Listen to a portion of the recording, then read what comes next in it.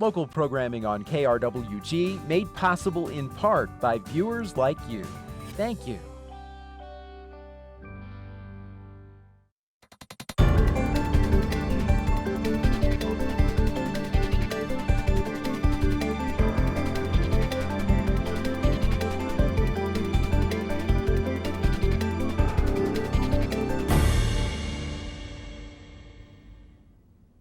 Thanks for joining us for Issues and Answers, the Youth Vote. I'm Fred Martino. The U.S. Census reports in every presidential contest since 1964, voters between the ages of 18 and 24 have been less likely to vote than any other age group. In 2012, just 38% of 18 to 24-year-olds voted. That's compared to nearly 70% for those 65 and older, the group most likely to vote. But there's a big effort to improve those numbers in New Mexico. For the first time, 17-year-old New Mexicans registered with a political party will be able to vote in a presidential primary if they'll be 18 in the November general election. Across the state, registration drives are being held, including some right here in our area, organized by the Doña Ana County Clerk's Office and others.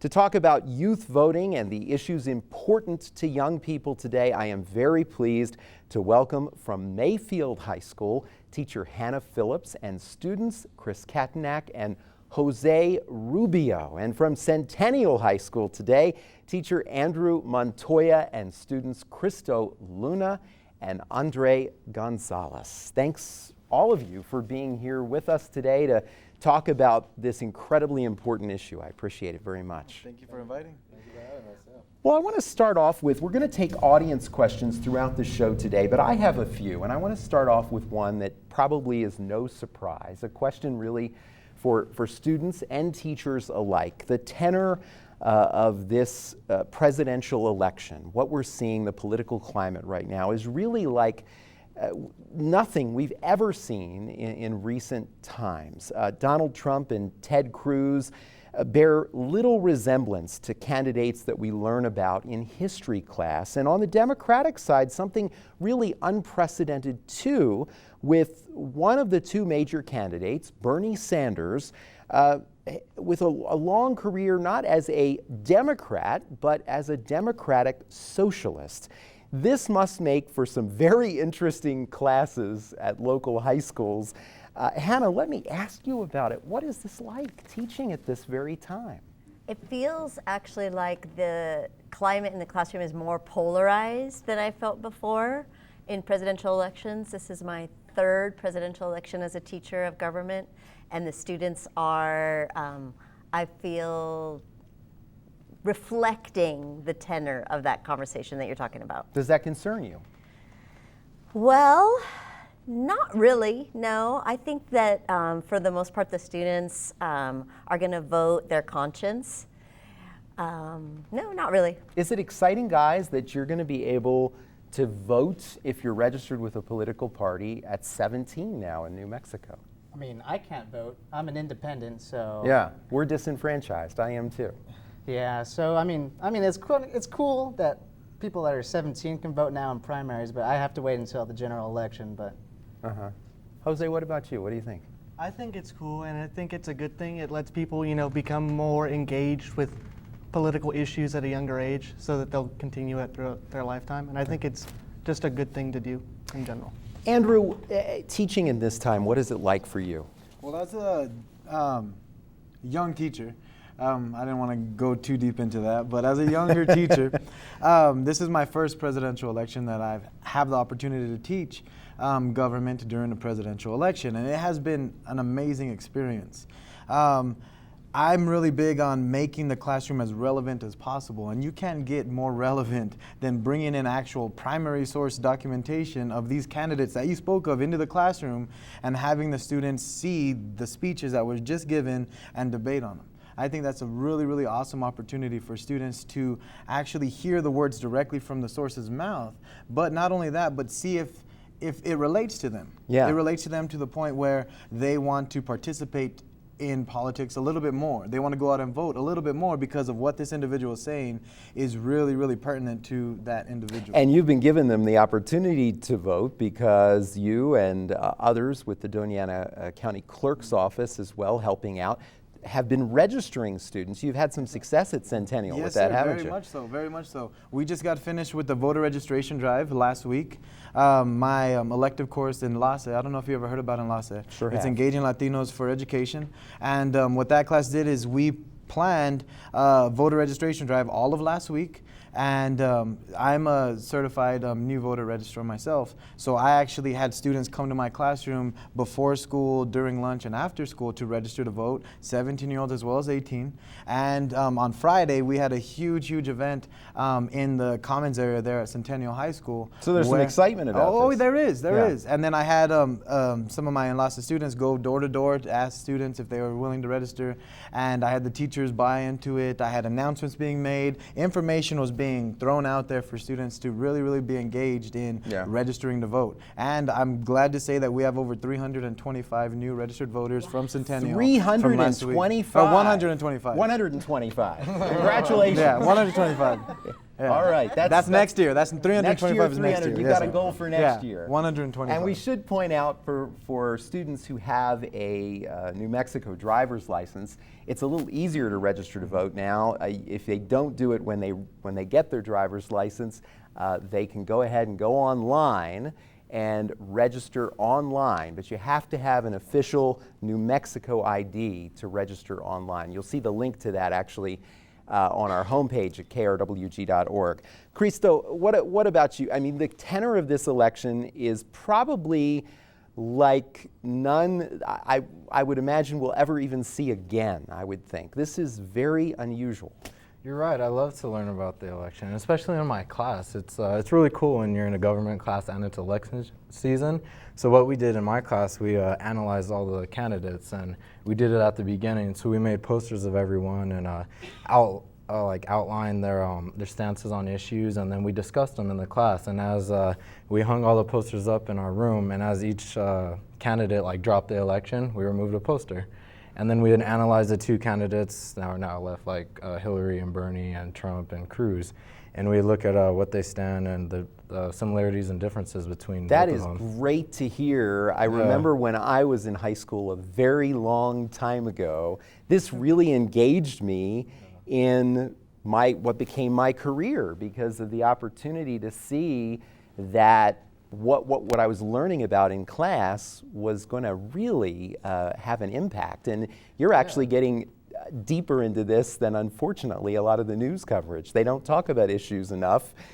It's more about the horse race, sadly. And that's what we do in class. We talk about issues that the political candidates are talking about. So she gives us an opportunity to debate. The class is pretty divided, too. Everybody has their own opinions. And it's interesting to see everybody's viewpoint on specific issues. All right. You registered to vote? Or? I am registered through Mr. Montoya. Ready to He helped go. me. All Yes, right. sir.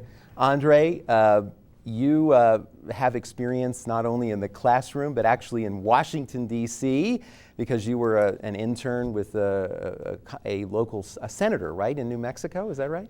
So I'm part of the New Mexico delegation for the United States Senate Youth Program. Okay. So I'm one of two students from New Mexico who got to go to D.C. and speak with senators and speak with leaders of our nation about what's actually going on in classrooms in our communities. And so I think what's really interesting about this election season right now is that it really shows and it drives home the point that no matter what, there's always going to be something pertinent to you in the election. There's always going to be an issue that you're going to be passionate about. Mm-hmm. And to be able to have that dialogue with peers, with people my age, with and even with adults, to have these dialogues, it's amazing. Yeah. Do you think, as I mentioned to Cristo, a lot of the coverage in the news is just dealing with the horse race? Who's ahead, who's behind, what quip they said today, and they're not dealing a lot with issues. Do you think that is fueling the tenor, the increasing rancor among the candidates, and even the talk shows that we see? Well, I think it definitely plays into it. Mm-hmm. It definitely plays into, I think a lot of people like a good competition. They like a good horse race, like you say. And so I think being able to focus on the numbers, you know, Bernie has this many delegates, Hillary has this many, you know, how is it going to be probable for this person to get the nomination? I think the coverage necessarily, even though it isn't issue oriented, I think it still sparks that dialogue so that we can talk about the issues in our communities. Yeah. Hannah, my teachers never had to deal with something you have to deal with, which is social media. I mean, my goodness. Most of the time when I was in high school, most of what you read in the newspaper or watched on the television news or heard on the radio news was probably credible. But today, with social media, you never know what students have seen online, on their phones, wherever. How has that changed teaching? Well, I think all across society we're dealing with that, whether it's in the classroom or in our relationships with our friends or whatever. So I think we just have to take it as it comes. I mean, if you say to your students, well, where are you getting that information from? Well, I saw it on YouTube. Then you say, okay, well, what bias might that person have had? Let's look at the source. Let's talk about where that information came from. Yeah. Chris, what do you think about this? Is this on its face positive, negative? You're not sure, or it really depends on who's sending out the tweet or the or the Facebook post? Well, I think that this election cycle is definitely one of the most important election cycles of all time. I mean, you got Donald Trump and you got Bernie Sanders. I mean, I watch the news now because I want to see what Donald Trump says, or I want to see if a bird lands on Bernie Sanders' podium. I mean, it really does turn on a lot of voters. So you have a lot of new demographics coming to the chat, like come out and vote. I mean, like you have record turnouts for Republicans now. I mean, Donald Trump's set to break the record, and he has all these new people coming out to vote for him. I mean, you have Bernie Sanders pushing all these new socialist programs. I mean, for good or bad, I mean, you have people coming into politics. And Donald Trump is famous for tweeting. He's tweeting all the time. I know, it's funny. He's a funny guy. Jose, what do you think? Well, I think it's good in the sense that it really is. It's bringing an audience, the people that don't really go out and vote or keep up with political things in any sort of sense. And it's good that it brings them in, but it's also bad in the sense that, like you were saying earlier, not everything is fact-checked or good. So in that way, it is sort of a bad thing, but, you know, that's... Yeah, it's different. Chris, Cristo, and Andre, what do you think about this, the impact of social media? Certainly, social media can be more than just quips and jokes and responses by political candidates. There can also be some valuable information that comes out of it, too.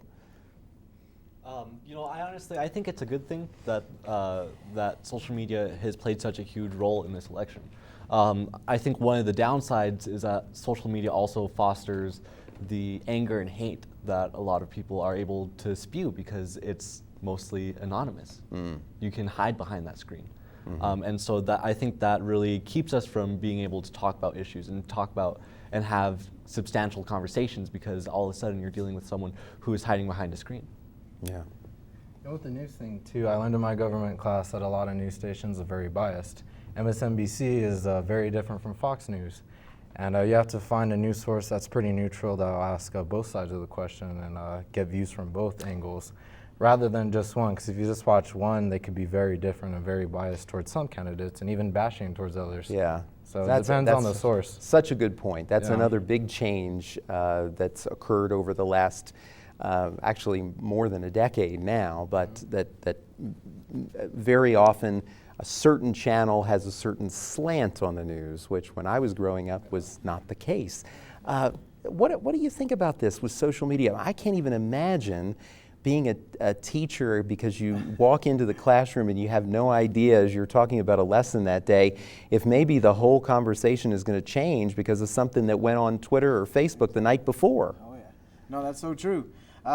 Social media plays a huge role in the 15-second memory of a lot of our students. And that's it. It's a 15-second, 15-minute soundbite. They get this and you see it on every single channel. You hear it on every single news outlet. And the repetition it has a huge impact on students. It really does. And when you see social media being used negatively or positively, I've seen it used both. For multiple candidates out there. And when you see for instance, formats like Snapchat out there who actually have an icon for the primary election that just took place. It's really awesome because it's actually information from the ground while it's taking place. So it's real time, it's happening, and that's really awesome because students are seeing this on their phones, on their cellular devices, and they're engaged in that. And I think that's really awesome because they're asking questions like, wait, did this just happen right now? And then it brings that dialogue into the classroom. And I think it's really awesome. I use it as, of course, a really powerful stepping stone to have that conversation of politics and of government into the classroom. And I mean, I'm a social media user myself. So of course, what I see, I'll bring it and I'll project it in the classroom. I'm like, what does this mean? What does this look like? Now, of course, let's use our critical lens. I'm really big on critical lens. Now let's look at both sides of the coin. Is this showing both sides or is it just showing one? Yeah. And we have that open dialogue in the classroom about using our critical lens because I think that's very, very, very important for all students moving on to the real world as they graduate from high school. Particularly with tweets, I guess, right? 140 characters, isn't that what it is not enough for both sides. That's a good point, though, because when a student comes in, they're like, oh, what do you think about this tweet that was just, and I'm like, I don't know. And then I start reacting from my own personal opinion, and we're supposed to remain as unbiased as possible in the classroom, and it has become very difficult to do, to just give the information, because you're, like you say, you're not prepared. Somebody comes in, they're like, hey, what about, yeah, well, maybe we can talk about that later. I've had a chance to think about it a little bit. And actually, all across the nation, thousands of teachers have been surveyed about what it's like teaching right now. And I have a couple of graphics. I want to begin, though, with some of what some students have been asking. There is a group called the Scholastic News Kids Press Corps, and they get a chance to actually pose questions to presidential candidates. And I thought this was very interesting. You can see that in Spartanburg, South Carolina, 12-year-old Gracie Wood asked Donald Trump, presidential campaigns and candidates can be very vicious with each other. How do you explain to kids that is okay? And Trump's response was, it's not really okay, but it's something you have to live with. It's called life. Hannah, how do you respond to that? You know, in a sense, he's saying... Nothing like putting me on the spot there, Fred. Yeah, he's saying it's not okay, but then he says it's life, which kind of indicates to me, hey, I'm preparing you for life. It's something you're going to have to deal with. What do you think? Well, that's true. That is true. But I think what we can maybe teach all students, and maybe one another too, is to not be so reactionary and to maybe foster more tolerance and acceptance of one another, rather than this polarization that I was talking about earlier where, well, I said this, so that means that now you have to be mad at me.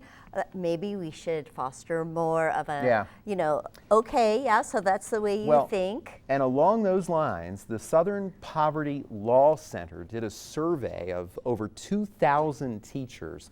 Over 2/3 of teachers reported that students have expressed fears about what might happen to them or their families after the election. Going further into this survey, we actually have a direct quote from one of the teachers who responded to the survey. A Tennessee kindergarten teacher wrote, kindergarten students look at their ELL, that's English as a Second Language peers, and tell them that they will get deported soon and never come back because there's going to be a big wall to keep kids with brown skin out. So this is actually a direct quote from a teacher, something that in kindergarten she's hearing students say, and it continues. The teacher says in response to this, imagine the fear in my students' eyes when they look to me for the truth. One student asks, every day, Is the wall here yet? In over 20 years of working with young children, I have never witnessed anything like it. So there's another side to this that's really scary. This is shocking, and this is just one of scores of comments like this. No, I agree with you 100%. It is very shocking, and it does tear at your heartstrings. It really does, because I have little children at home myself, and I do go to sleep at night sometimes after watching a debate saying, what will the world look like in 4 years if one of these individuals is elected as president? Christo and Andre, let me ask you, when you read that, we live, of course, very close to the border, and border issues resonate here more than they do in many places around the country. What do you make of this, and is this something even that you think that outside of very young children, that some children in high school are quite concerned about? I think they are quite concerned with that, because even our own Vice President, Joe Biden, had to apologize to the President of Mexico for how politics are running right now, with specifically building a wall around the country. So I think it's definitely something everything should pay attention to. Like, definitely, that's a major issue. Yeah. For myself too, I'm half Hispanic. Are they going to send me back as well? Like, it's a major issue, so people should definitely pay attention to this. Andre? You know, it's interesting because when I was in DC, we had debates about different topics, and since there weren't many, since there's not many states on the border, border issues were not being brought up often. And so whenever I brought up these issues, it's interesting to see what these other delegates from all around the nation have to say about, or what they think is happening on the border. And so, myself, I was raised by an immigrant family. And when I see statements like that, when I hear the debates, I fear for the family that raised me. This type of rhetoric that is happening in our campaign, I understand that it's, maybe it's part of the grandeur of elections to see who can get at who the best. But having that type of rhetoric where we have kindergartners saying those types of things to each other, that's not okay. No. Jose, what do you think? Well, I think it kind of points to the bigger issues that it's pretty known that it's a conservative viewpoint to take a tougher stance on immigration. I think like I said, it points out a bigger problem in that people are so divided by party lines that they really will believe anything that their party believes, because it's really about unity and being one with your party instead of accepting compromises, what's better for everyone as a whole. Yeah. So when I hear things like that, it really just makes me think that, it's almost like indoctrination to hear a kindergartner say that. I don't think that they genuinely believe or think that that is right, Yeah. Chris, you pointed out that you are not registered with a political party, so you can't vote in the primary like many voters, including myself. And some argue that this is part of the reason that we have this increasing polarization, that the fact that primaries are not open to everyone in the primary, that Democrats have to cater to Democrats and Republicans have to cater to Republicans. What do you think about that? Well, as we go along, we see Bernie Sanders start talking about his superdelegates, and then we have Donald Trump talking about his caucuses. Then we have independent voters not being able to vote in primaries because they're not registered as Democrat or Republican. I think that we go along seeing that this election cycle is going to change, and then this is like a lot of, it's very new, so we're going to have a lot of voters see that maybe our votes really don't count because we have indirect representation. So we vote for people that vote for us, and we want to vote for ourselves, and we want to vote however we want. We don't want to be put into one category or the other. Okay.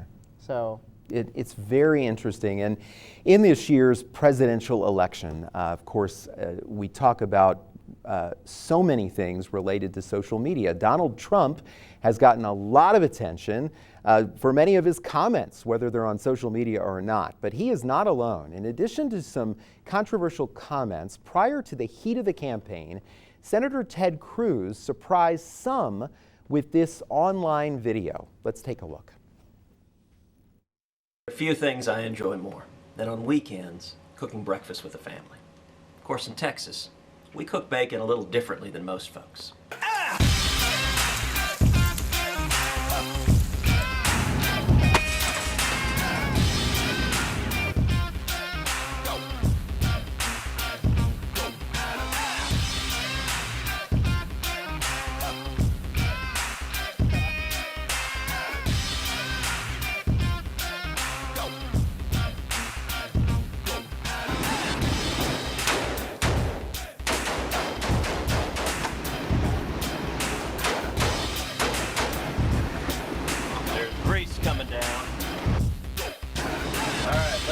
got some bacon. All right.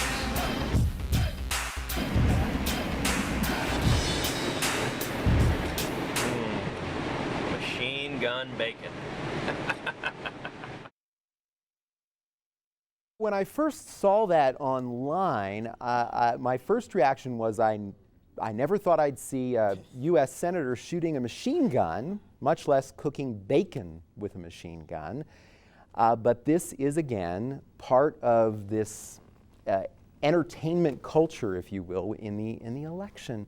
Some people, of course, don't find it entertaining at all. Andrew, what do you make of this? I mean, how do you handle this in class? It's just seeing this video for the first time, I could see how it will appeal to youth. I can. It's funny. It's entertaining. It's bacon. I mean, bacon. Love bacon. Exactly. Who doesn't love bacon? But at the same time, a lot of questions as a teacher arise in my mind. Is what is he saying about machine guns? Right? Look at how he's putting it out there as machine guns being a source of entertainment. Right? And that right there disturbs me so much. Right? Especially when you see mass shootings taking place in multiple cities throughout the United States with weapons similar to that. Hannah, what's your reaction? We talk a lot about gun control in my classroom, and I totally agree with Andrew that if my students saw this while we were talking about it, that they would think it was funny, which is very alarming because it's normalizing machine gun violence. Yeah. Well, yeah, I mean, and of course, that it really, in the atmosphere where we have had so many episodes of gun violence, and of course machine guns are not used for hunting, so that's not an issue. Right. It's pretty surprising. Yeah. Especially when you talk about the right to bear arms. And within the Constitution, it doesn't say the right to bear arms to make bacon. You know what I mean? To form a well-regulated militia. Any student opinions on this video? I think each candidate, their media teams will do anything and everything to get appeal. This is just one among many. When Lindsey Graham was still in the election, what seems like so many years ago, but when he was in the election, and Donald Trump tweeted out his phone number, you saw what Lindsey Graham did to his phone. He tried to destroy his phone in as many ways possible, and he insulted Donald Trump through that video. It's just another way that these campaigns try to gain attention. Yeah. Thoughts over here? Just Ted Cruz trying to make himself seem more appealing. I mean, he's already been branded by Donald Trump as lying Ted, and he's got a very bad image. I mean, just the look of Ted Cruz. I mean, you look at him, you think that's a creepy looking guy. I mean, not a lie. I mean, just he's got to seem. You got to put out that. You got to put it out there to seem like a cooler guy. I mean, he's also putting out that he supports the Second Amendment. That appeals to his base. Yeah. Yeah. And bacon. So you see through essentially the intention of this. Oh yeah. That is votes. So we do welcome questions from our audience. So anytime we have an audience of students and also folks who are a little older, more my age group from the community, who are here today to ask questions. And we want to, as we continue to watch videos and talk together, we also want to get questions from our audience today. And we know a lot of students have actually prepared for this program today with thoughts and with questions as well.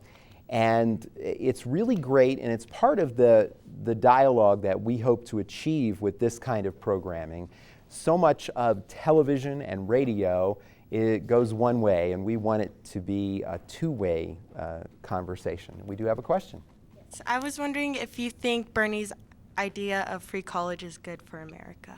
Okay, Bernie's idea of free college for America. Bernie Sanders, of course, has appealed to youth voters, and we've seen this in many states. This is one of the issues that he has used. Andrew, your thoughts on this? I mean, it appeals directly to the students in my classroom.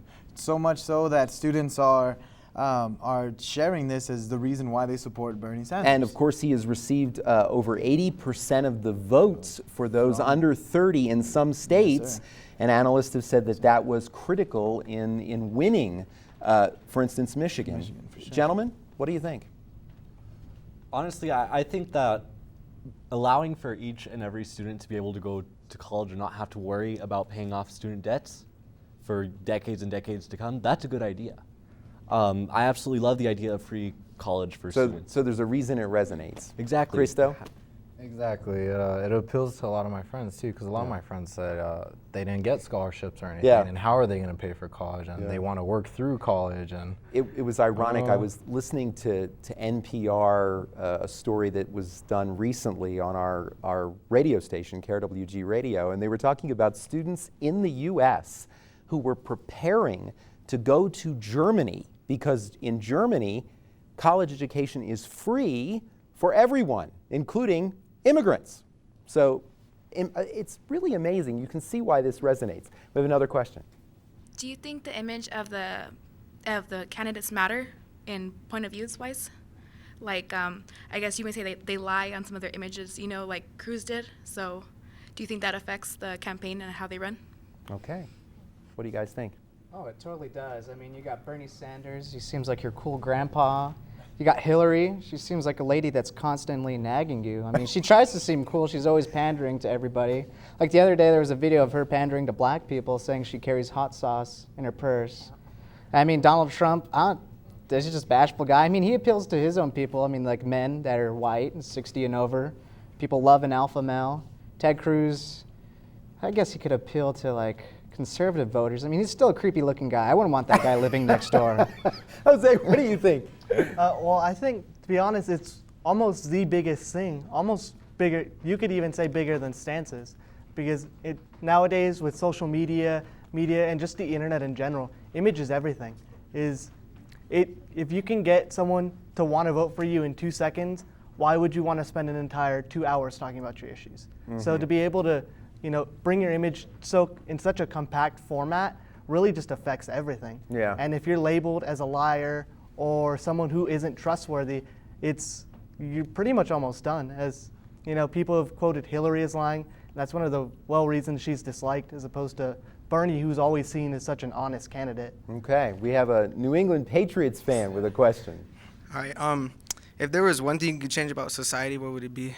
One thing to change about society. Christo, is there something on your mind? Give me a minute. I'll come How back about to Andre? me. Ooh, I think That's a big question. it is. It really is. And I, being a teacher and really emphasizing on the critical lens, I would say let's use a critical lens a little bit more as a society. Let's delve into the issues. Let's delve into the issues that matter, and really try and focus on those answers. And that could resonate change with a us. lot of things, couldn't Exactly, it? Yeah. exactly. And we have another question. If Donald Trump is elected president, what do you think the future would look like for the United States? Okay, the effect of Donald Trump being elected. Chris. I think that would be a real gamble. I think he could either be a good president or a bad president. He seems very in the middle. I mean, building a wall is kind of something like FDR would do. It seems like a very Keynesian thing to be using government money, and you'd be like employing people. But to be it's building the Mexico's wall. money, right? Oh yeah, true. That's what I mean, he you're says. going to be working out a new NAFTA trade deal, so you're going to be. Whether that would work, we don't know. Jose, what do you think? To be honest, I feel like the effect of Donald Trump, if he is really true to what he's saying, which I don't really believe, I mostly believe he's out there for shock value, just out there to say whatever he's going to say to get votes.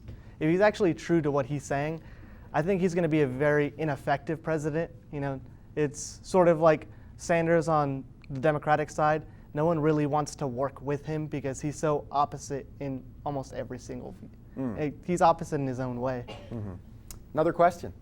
Out of any of the candidates, which one do you think has the best foreign policy? Okay, that's a very important issue, foreign policy, and it's something that we really haven't talked a lot about in this election thus far. Your thoughts, Andre? Foreign policy-wise, I would say Hillary Clinton. Working as Secretary of State and being First Lady, she has gathered a lot of knowledge about how other nations and how to work with other nations. Yeah, and she has a bit of an advantage having been a senator and then Secretary of State in that way. Another question. So if Donald Trump is elected for president and he puts up this wall, do you think that he'll be able to actually put up the wall? What's going to happen with immigration? Yeah. Is it really a realistic idea? A lot of people would argue no. Chris, I think you kind of hinted at that this is an idea, but whether this could ever be a reality is another Well, I like matter. the wall. I think that a lot of the immigration has to do with visas.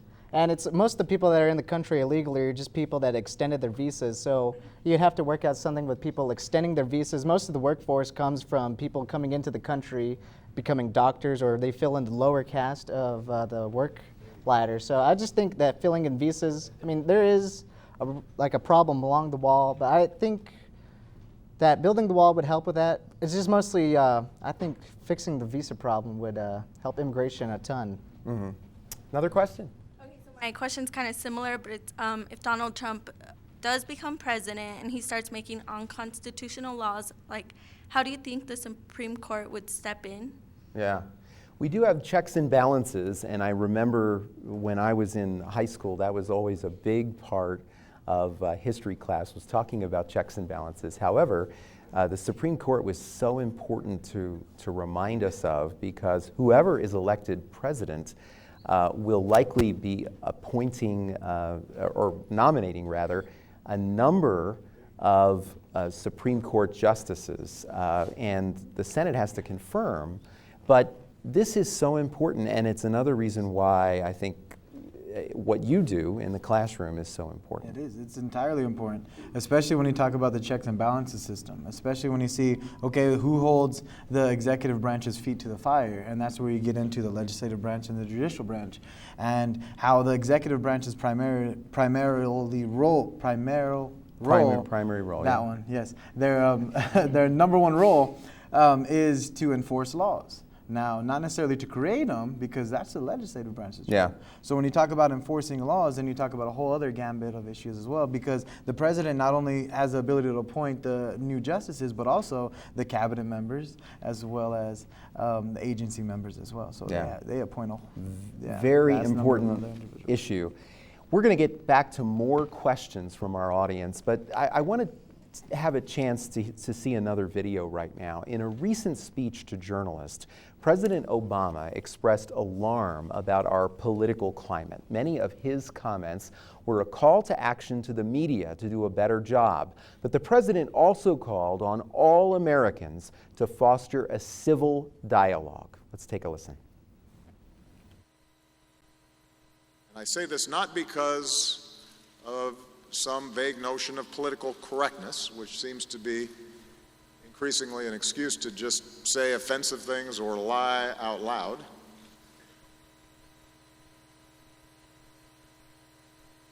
I say this not out of nostalgia, because politics in America has always been tough. Anybody who doubts that should take a look at what Adams and Jefferson and some of our other founders said about each other. I say this because what we're seeing right now does corrode our democracy and our society. And I'm not one who's faint of heart. I come from Chicago. Harold Washington once explained that politics ain't beanbag. It's always been rough and tumble. But when our elected officials and our political campaigns become entirely untethered to reason and facts and analysis, when it doesn't matter what's true and what's not,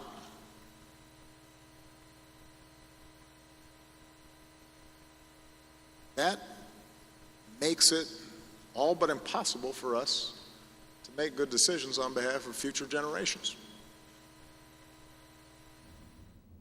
And, powerful words there. This was a call to action, as I said, to journalists to report the facts, to talk about the issues, but it was also a call to the American public to listen and to search out those facts. Well, I have to agree with President Obama on that.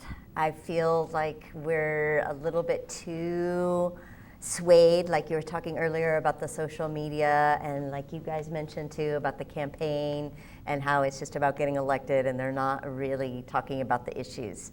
Maybe after this primary season, we'll get a chance to actually see where the two candidates end up on the issues themselves and come up with some real solutions. Yeah.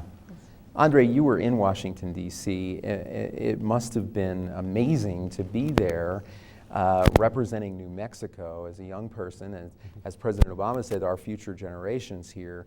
Tell me about your reaction to that, hearing the president talk about this. This was, by the way, about a 25-minute speech. This was just a short portion of it, but it really resonated, I think, with a lot of people.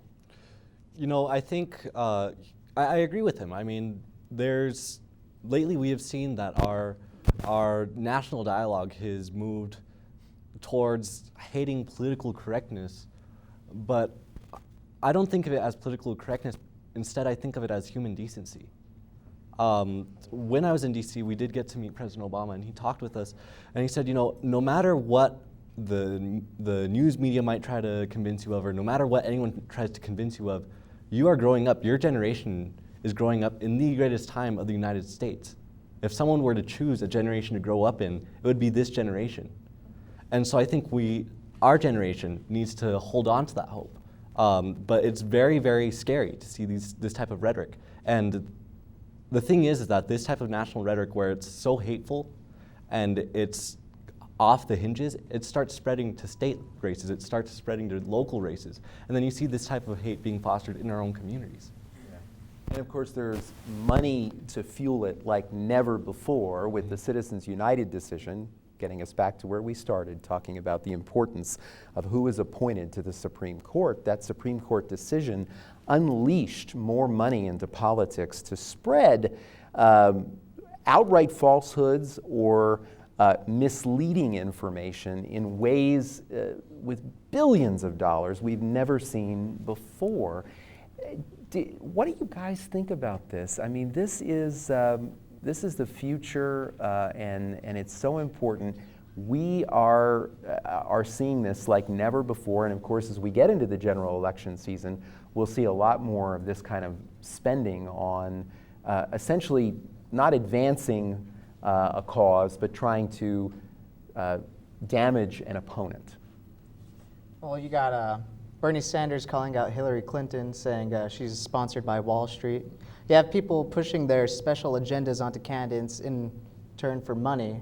So, I mean, you will have people that are, that are doing this, and it is something that continues. We have another question right now, and I want to get to you. You've been waiting patiently.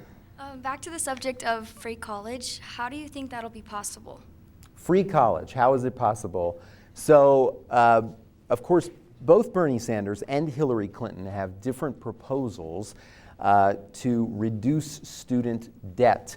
And this is probably beyond our program today to get into the specific policy proposals and whether or not it is realistic. But you heard today from really all of the students that this is something, it's not surprising that it appeals to young people. And I suppose, Andrew, if there's something positive to come out of this, in addition to the fact that it is an issue that we're talking about here, it is the fact that, unlike in many elections, young people someone's paying attention to them, right? Exactly, and that's what's really big about this topic itself, this issue itself, is it does appeal to the young voters and the young generation. Yeah. And that's what I really, really encourage for students to understand about. This topic is aimed directly at your guys' doorstep. Yeah. So make sure you take a hold of that, and not only take a hold of that, but study it. Understand where is it coming from. Understand what's going to be the funding source for this type of act. Yeah. And the benefits, and of course there will be some pros and cons as well. Right. So yeah, understand the importance of it and how this is being pitched directly to you as the 18 to 25 demographic. Another question. Yes, other than the promise of free post-secondary education, what do you think is going to motivate the 18 to 24-year-old youth to come out to vote? That's a great question. I want to get every one of our student panelists to answer it. Besides the prospect of less student debt or even free college, what would motivate you to vote? Jose, one issue. It's a tough one. I mean, there's not very many things that appeal to the younger audience in terms of our current political climate other than post-secondary education. There's not too much. I would think that honestly the most motivating thing would just be to find someone that you feel would best benefit you. You and trust that they're on your side. Yes. Yeah. And I think that's one of the reasons Bernie Sanders is such a popular candidate. Other than that is that there's not very many issues that affect a younger audience, and so it's really just on the content of their character, and that's why he's such a popular candidate. Okay, among Chris. people. I'd say the national debt. I would think that our generation should worry about that the most Yeah. because we're the ones that are going to have to You deal might with have it. a little higher taxes in the future, perhaps, right? Cristo. Exactly. I agree with Jose. I think it appeals to all of us right now because we're right in that age, right before going to college and stuff. And for me, that would be the main issue I would vote on because I'm about to go to college. But I don't think free college for everybody is possible. So, Andre. I would say primary education, you know, how our elementary schools, how our middle schools, how our high schools are run. Since 17-year-olds are able to vote, those are the juniors and seniors in high school.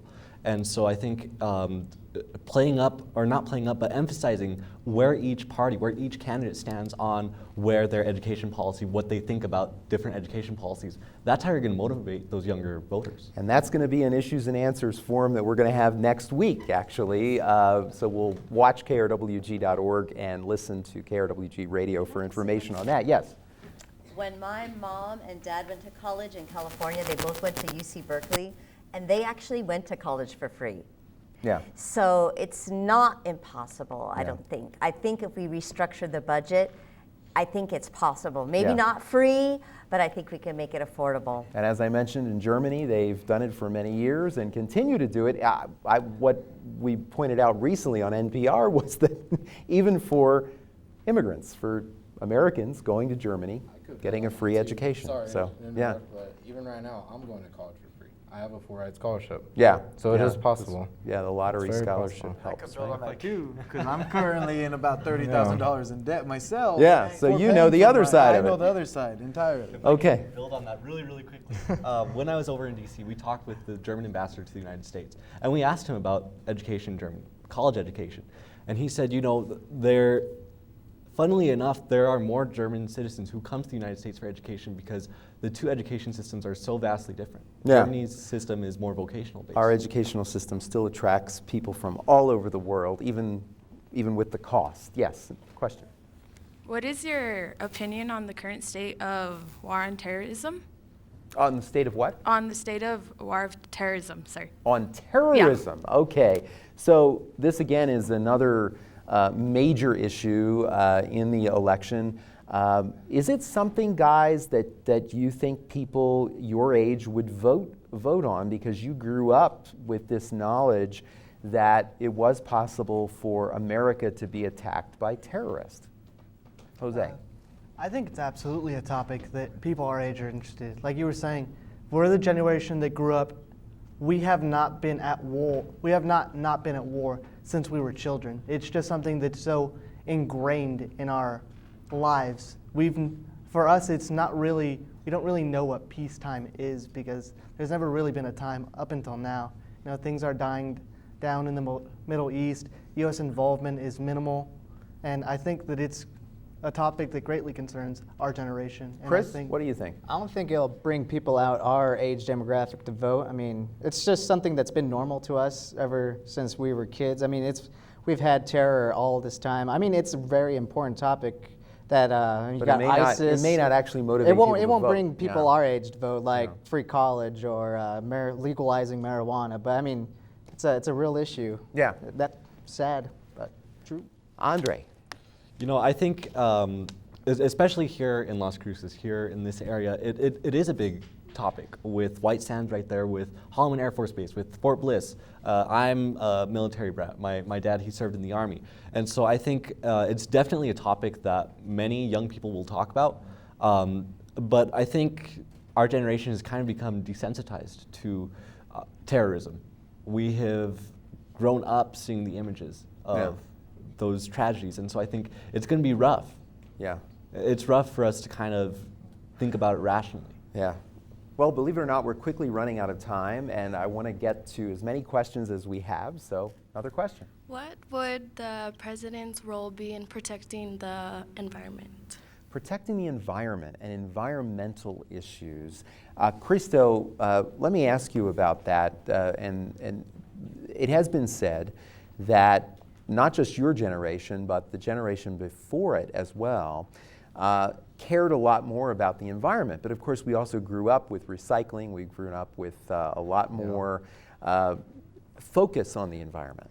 Yeah, I could totally relate to that. My mom, she works for the recycling center. She deals with trash and all the recycled goods, glass recycling. So I think it's a major issue that we should pay attention to. I think it's very important to help preserve our planet and reduce pollution and whatnot. And I think we should it's a major definitely pay attention. Political issue as well, especially in terms of fossil fuels, as this is a major battle in Congress and with the president repeatedly, this balance between renewable energy and fossil fuels.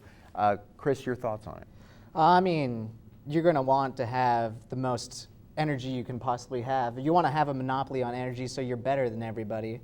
But you want to also save the world. I mean, global warming is a real thing, but you'll have the Republican side say it's not real because they're sponsored by big oil and all that. But it's a scientific fact, and you want to, it's true, but I think we're moving towards a big green Earth. I mean, compared to your generation, we're doing a lot better. I mean, we're recycling now. We got cleaner. We're not emitting all those fossil fuels. You're making me feel my well, age. I mean, you said that's the first time I've ever had anyone say, compared to your generation. I mean, you guys are the one that screwed it up, but we're making it better. Actually, we're moving towards actually, a it might have been world. one way back. Okay, thanks, Chris. We got another question. Hi, sorry, I froze. If you were going to select a presidential candidate to date your best friend on a blind date, who would you select? To date your best friend. Not Ted Cruz. You've made that clear a couple of times. Creepiest looking guy. Well, I just gotta say this favorite question of the evening. I would definitely choose Bernie Sanders. I feel like he would treat my best friend with respect, show them a nice time, and just really be an overall genuine good guy. Maybe she'll invite them to another date. Probably. He seems like such a great guy. All right, you like Bernie. I think Bernie's married though, so I don't think he'll take anyone out on a date. Guys, what do you think? I would say Hillary Clinton. She's former Secretary of State. She's the First Lady of Bill Clinton, former president. I mean, it's two amazing people. Okay. She could show you a wonderful time. Okay, Yeah. very good. We have another question. I'm going to quickly move to the next question. I don't want to get in any trouble. Bernie Sanders supporter, obviously. Yeah, well, it's not so much a question as perhaps clarification. When you say Bernie offers free college and university programs for everyone, what he offers is, in public universities and colleges, tuition free. It's much less of a bill to pay. Mm-hmm. And for the independents who feel disenfranchised, it ain't necessarily true, because New Mexico has such easy registration rules. I've known a lot of people who were independents who have temporarily become Democrats. Even that one woman who's temporarily switched from Republican to Democrat because she wanted to vote for Bernie. In order to vote in the primary. But you can vote in the primary and then go right back to being an independent because it's very easy to do. All right, very interesting. Thank you for that. So Bernie Sanders has gotten a lot of attention during this forum today, in addition to some of the other candidates. And it's interesting to me because, of course, we talked a lot about the opportunity to reduce the cost of college, which is a proposal of both Hillary Clinton and Bernie Sanders. Something else, though, that Bernie Sanders has talked a lot about, and we haven't even touched on once, even though it is one of the biggest expenses in all of our budgets, and that is health care. He has said that we need to go beyond the Affordable Care Act and actually have a system closer to Canada where everyone has health care and it is paid for through the government, but there are still private providers. Is this something that you think, Andrew, is resonating as well, or has it not gotten the attention because of the fact that there has been this incremental move with the Affordable Care Act? I think the Affordable Health Care Act, Obamacare, has kind of jaded a whole lot of individuals to see, okay, that was one attempt at a better system. Now let's put that on the back burner for a second. Let's move on to another issue. I give a lot of props and a lot of credit to Bernie Sanders for bringing it back into our conversation, especially with a lot of individuals trying to do away with Obamacare. And you could actually see how the legislative branch has actually continued to try and find it unconstitutional numerous times. So when you see Bernie Sanders actually focus on making it better in his mind, I think that's an important issue for sure that affects the youth to a certain extent, especially when they have health care through their parents, but only for so much longer. That's right, that's right. And if they don't go to college, for many of those students, they will not have health care unless they purchase it. So, Andre, your thoughts on this, and does this resonate? You know, I think the Affordable Care Act is relatively new, and I don't think we have seen the full effects of the Affordable Care Act yet. Me personally, I would say let's not try to change the system right after we changed it. Yeah. Let's see what the long-lasting effects are, and then we can see what needs to be redone. Well, it's going to be interesting to see. It may be an issue that gains more steam in the general election. Regardless, we will continue to discuss all of these issues and be focused on the issues on KRWG TV. And I want to thank students and Andrew, a teacher from Centennial High School, Hannah, teacher from Mayfield High School, and our students as well from Mayfield. Thank you very much for being with us. Welcome. It's a pleasure. That is Issues and Answers, the Youth Vote. I'm Fred Martino. A reminder, this is Teacher Appreciation Week. Say thank you to an educator who has made a difference in your life, or maybe a couple. Thanks to the teachers and students with us today. They are making a difference by increasing our dialogue. And thank you at home for your donations that make in-depth journalism possible in our community. You can become a member or renew your membership anytime online at krwg.org. Have a great week.